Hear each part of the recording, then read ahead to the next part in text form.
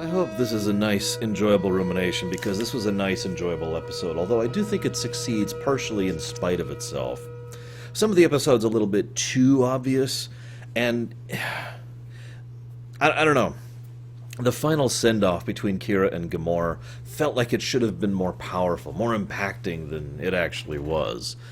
Which is funny, because there's an earlier scene between the two which is awesome, and just, I'm not gonna deny that one.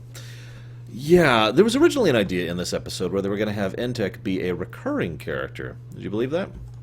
Now, I find that to be an interesting idea in its own right, but I don't mind that they didn't do it, other than the fact that they keep seeming to decide against recurring characters in Deep Space Nine. It's really weird how that just keeps happening. And for the record, there will be further episodes which we'll be covering in the coming weeks where they will again decide to either discontinue or not have recurring characters. Now, that being said, I'll tell you who I wanted as a recurring character. Gamora. For the record, he shows up in one other episode after this, and I don't think he's referenced, like, at all, which is a damn shame and a huge mistake in my opinion. Deep Space Nine has tons upon tons of little scenes, flavor of life scenes every now and again, where it's just a little bit on the side where they're just discussing their day, or what's been going on with their family, or their particular food preference, or this particular holodeck program, or whatever, little slices of life. They do that a lot, all over the place. Why not mention Gamora? Why not have Kira getting an update about him? You know, just have him matter more to her character. I don't know. Anyways. What I love most about this deception is that it's actually relatively easy, with only two exceptions. And that is pretty much the perfect magic trick in a nutshell right there, isn't it? Magic, that is to say, real-life magic, for those of you not aware, is all about misdirection.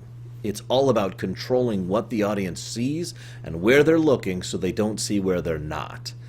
There's actually a fairly simplistic formula to real-life magic. It's do a whole bunch of stuff which is carefully calculated to distract, and then do one or two very difficult things, usually, although it varies, of course. But that's the real trick. That's the skill in being a good magician, is those difficult things. You pull off those difficult things, those are the actual trick. You manage that, you've got them. And the best kind of magic trick is the one that's like 95% honest-to-goodness truth, and then the 5% is the lie, which leads to the trick. Right? In this case, the 5% is twofold. One is the memory that he recites for her, and the other is the corpse. Now, the corpse is relatively easy to procure. We know cloning is a thing in this setting, and, well, let's be completely blunt, I wouldn't put it past the Obsidian Order to clone Kira and then kill her once she's reached full age and then just dress her up, which is actually really messed up when you think about it. But again, very Obsidian Order, and given the stakes they're playing for, I could see them going to that effort. The memory, that's much trickier. But at the same time, all they needed was a memory, which was a very private and personal thing for her. They could have gotten that through some kind of memory scan, of course, but what's far more likely is they could have gotten that because they actually did have someone who was observing her, and they have all these extensive files on her, and they just picked the most esoteric thing they possibly could to be as proof that they knew it. Those are the two hard parts. You get those across, all the rest of it just fits into place naturally.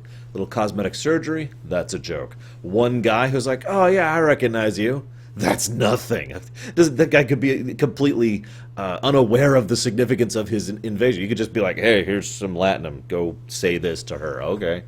And then, of course, the altered files, that's a joke. Probably the only other thing...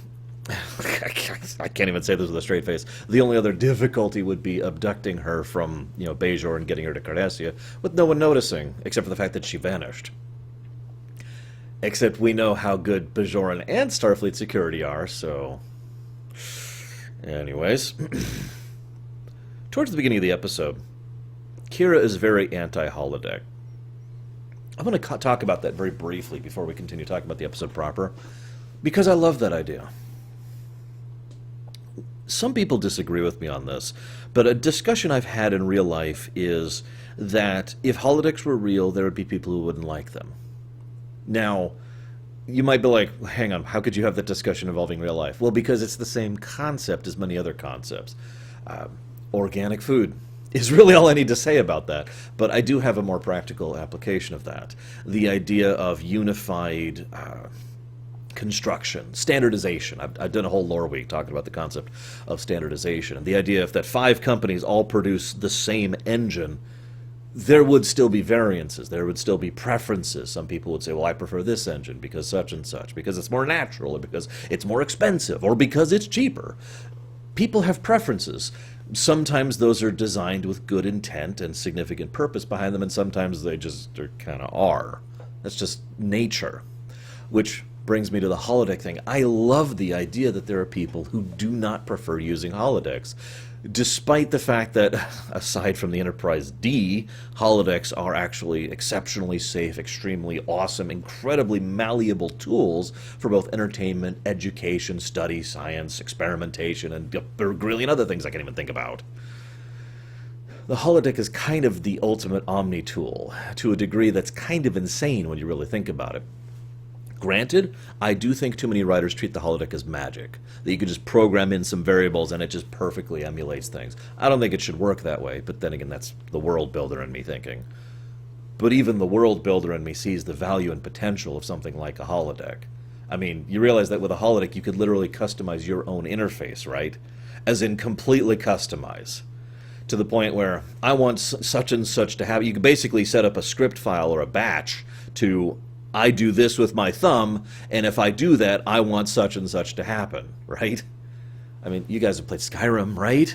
You could set up batch files, and then you just type out the code in the, you hit tilde, and you pull up the command prompt, and you say, run batch x5z, and then you can have 30 things happen all at the same time, right? It's the same basic process and concept, except taken to the nth degree. Now, an addendum to that, of course, obviously some people are just not going to prefer that. It's something I've actually talked about before about Deep Space Nine. Some people just don't prefer replicated food. Now, I am firm in my belief that replicated food does not taste significantly different than real food. Now, obviously, it has to taste different, because simply the act of cooking it is always going to be varied. So thus, if you cook the same dish 30 times, it will taste 30 different ways, right? I mean, that's just logic. But my point being, I've always fought against the idea that replicated food is actively and demonstrably worse. It is simply different, and thus preference becomes the name of the game rather than superior product. Same general concept with this. And of course, Kira is then, anything I could do on the holodeck, I could do here in real life, and it's much better in real life. Now, that's actually interesting in its own right, too, to continue this topic a little bit, because to me that means that Kira doesn't really enjoy fantasy.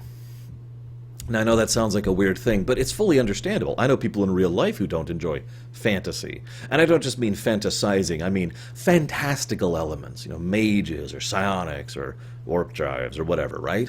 Aliens. I know people who don't get into that, and there's nothing wrong with that. They still have things that interest them, and they just go out and do them, right? Like, you get the concept here, you get the process. So, to me, I see this woman who prefers more basic things. Basic's the wrong word. More real things. Let's just call it what it is. More realistic or actually real things, and thus, given her preferences, only really wants to do those in real life rather than a holodeck. And I kind of like that. It adds some nice little flavor to her character, which again is something DS9's very good at. So where's Gamor? Anyways. The approach to Kira is actually quite brilliant in its own right. Why would we hurt you? You're one of us. It's another part of the magic trick. It's trying to draw your attention to specific points, trying to build their argument on actual logical points. If the Obsidian Order wanted to interrogate Kira, then they would. And they'd probably succeed, and it'd probably be really, really horrible.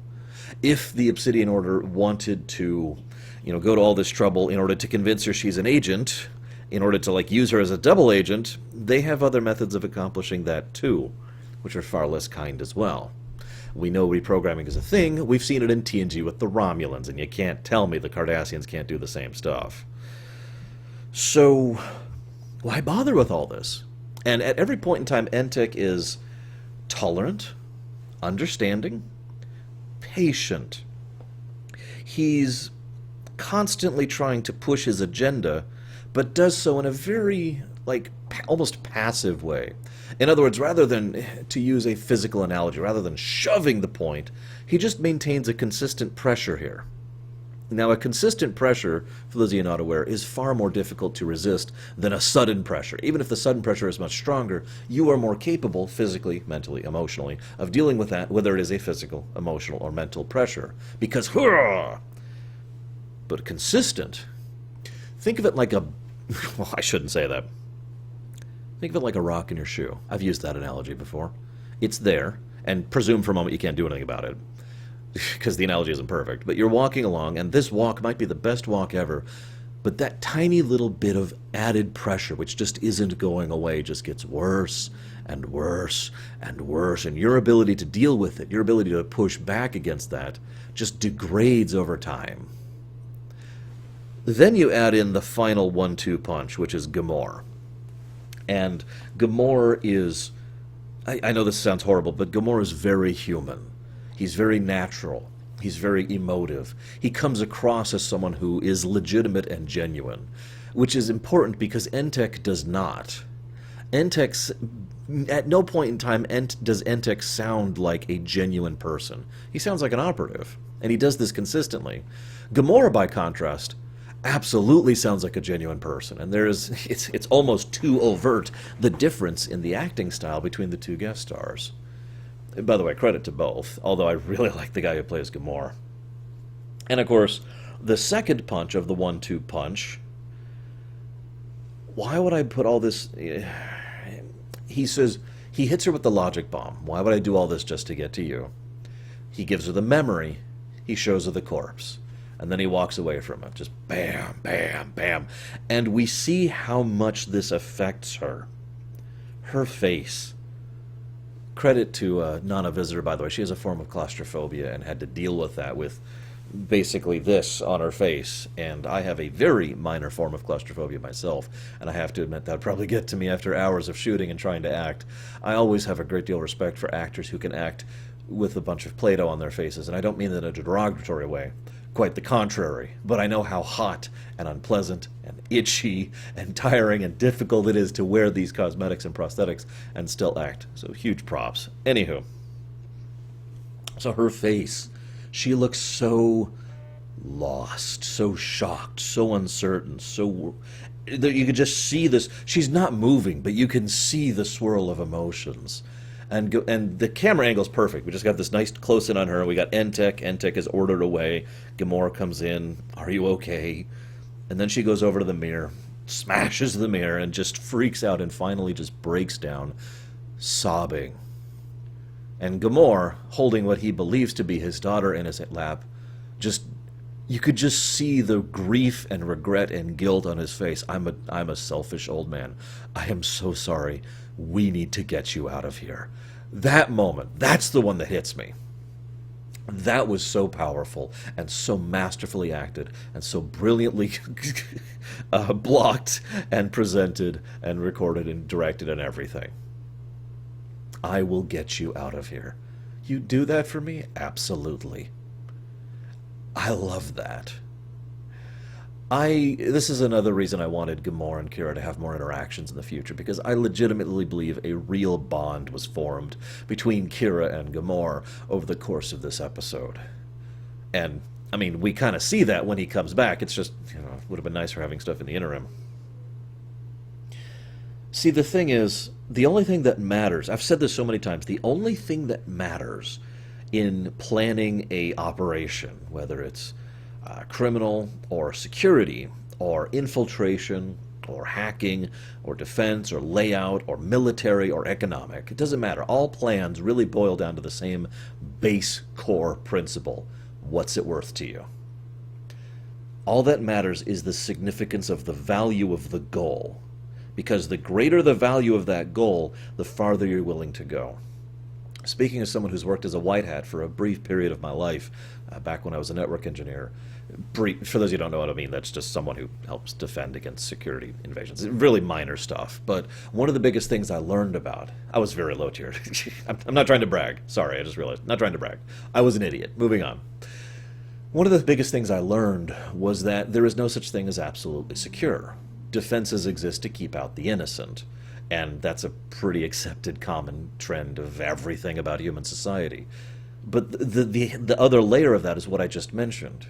Like, we can throw up all these defenses and all these prevention measures, and they will keep out people who are innocent and might commit crimes and maybe commit crimes and even definitely commit crimes, as long as those people are low tier, as long as the goal thereafter is not worth it. But if someone had sufficient motive, whatever that motive is, to break into our servers, they would. All that would matter is if they had that motivation and access to the resources and skills. That's it. Thus we have the parallel here. Central Command. This is a legate, which is basically one of the top tiers. I don't actually remember the complete command structure right now, but this is someone who is a member of Central Command. He is top tier. And he thinks Cardassia could use more artists. That line gave it away right there. He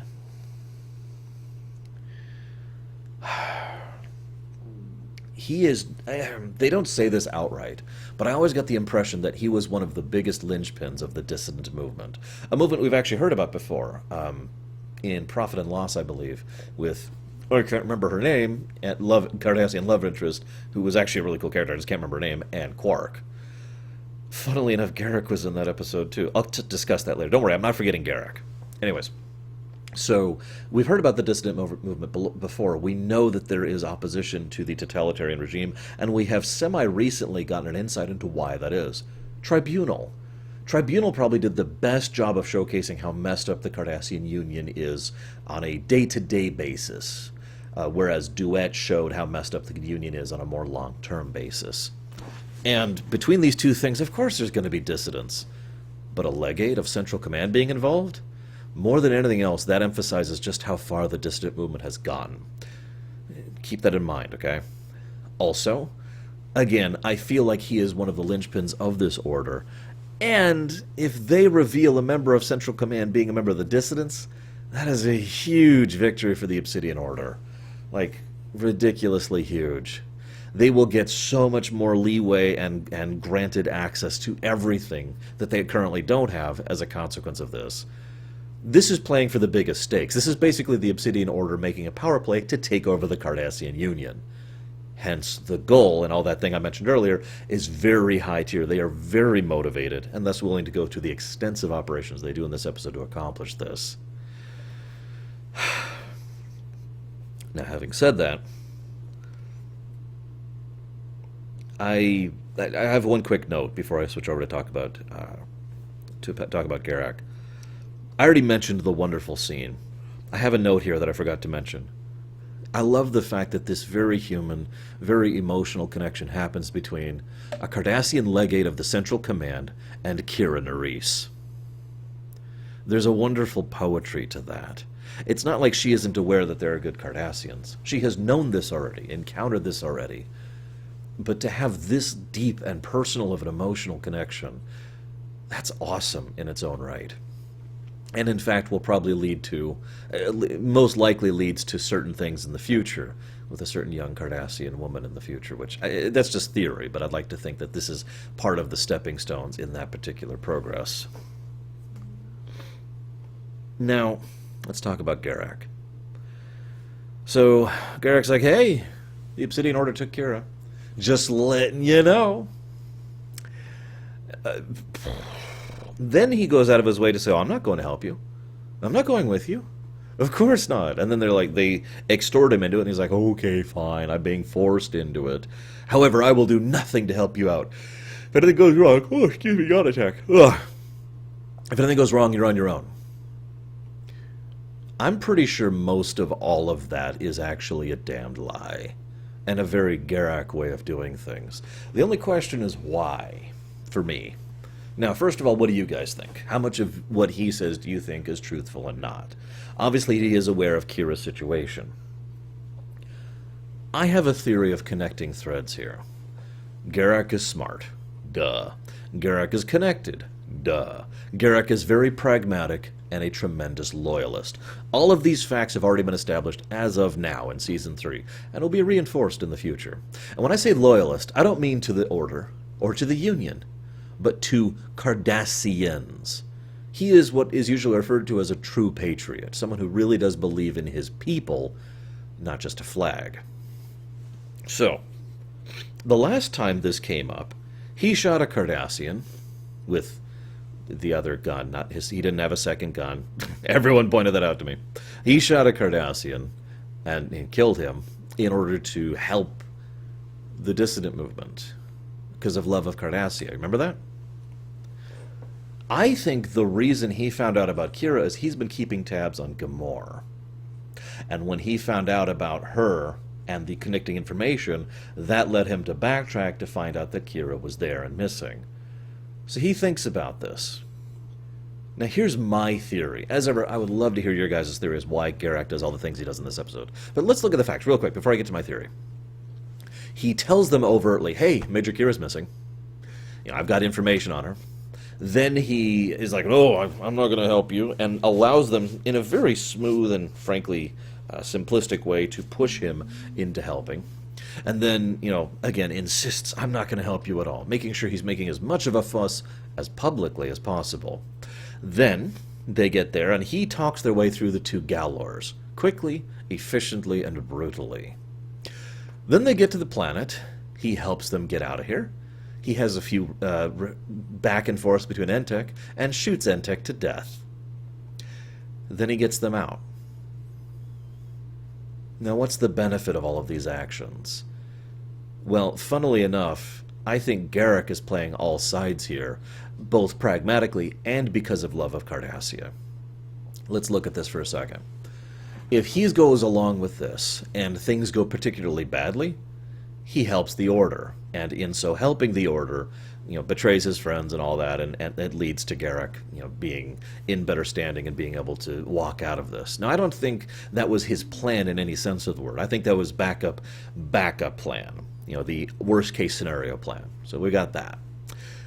But the more likely plan that was intended is exactly what happens. He helps one of the most major members of the dissident movements, who obviously doesn't think of him very fondly, but cannot deny the fact that Garak just saved his life and Kira's and, dealt with the whole Obsidian Order situation. Thus, also saved the dissident movement itself thanks to his actions. He is now in good, or at least in better, with the dissidents, for the second time, I remind you, because he also did this back in Profit and Loss. Also, he just went way out of his way in order to try and ensure that he could rescue Major Kira, someone who is a very beloved figure of the Bajoran people. Like it or not, she's become a little bit of a hero status amongst the Bajorans. And he, a Cardassian, Taylor, just tried to help her, basically at his own risk. And that's another thing that's going to be publicly acknowledged and will enable him to, as Cisco said, be in good standing with the people back in the Bajoran government. And the Starfleet personnel, the clique, if you will, on Deep Space Nine, has now seen exactly what Garak is capable of. And that may sound like a negative, but one of the most useful traits when you're playing at games like this is to let your audience, your enemies, allies, let the other players on the board, let's say that as neutral as we can, become aware of at least some of what you're capable of. Because enemies, friends, allies, doesn't matter. What matters is how you control the pieces moving, and if you control the information they're aware of, you can more clearly predict their response to you. So he goes along with this, orders the Galors down, shoots Entek, gets them out of there. Oh, he had the information to begin with, too. I think this is all very precisely calculated by Garak in order to ensure that he could come out of this with the best situation available. And I think that is very Garak. But the real question isn't that. That's motive, sure. And of course, if you'll notice, going back to my earlier trend, his motive, his goal, is pretty high tier. He's playing to win here. So, getting in good with the Bajoran government, with Starfleet, and with the dissident movement, yeah. But I like to think there is one small additional why in all of this. I think Garak, for all of his position, for all of his experience, to some extent or another, legitimately believes in Cardassia, and as a consequence, is anti-Union, is against the Cardassian Union, and as a consequence, the Obsidian Order. I think he really does want the dissident movement to succeed. Now, this is not canon, but Star Trek Online plays this idea out, with him becoming part of the civilian government that takes over in the wake of all of the consequences of the show Deep Space Nine. But as another aside, well, I don't want to talk about it now. Let's just say that I do think that there is a shred of decency in Garak. Probably not what we would usually call heroism or goodness. I like to use a different word: respect. I think Garak does have a very strong sense of respect, and as a consequence of respect, loyalty. I have not much else to add. This was a great episode. Really enjoyable going back through it. I hope you've enjoyed, and I will see you next time.